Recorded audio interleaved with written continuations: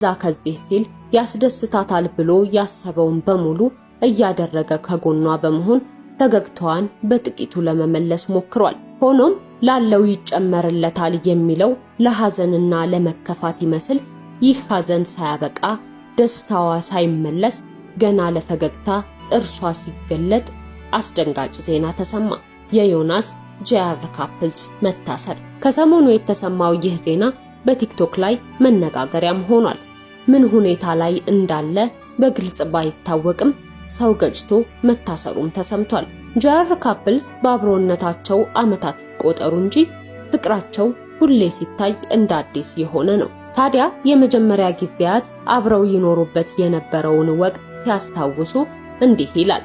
ብዙዎች የሚያውቁት በተመቸ ኑሯችን ስለነበረ ስለኛ ያላቸው እሳቤና እኛ እየኖርንበት የነበረው መንገድ መለያየቱ እጅግ ከባድ ነበር ይላል። ከተመቸ ኑሮ ወጥቶ በአንድ ላይ ለመኖር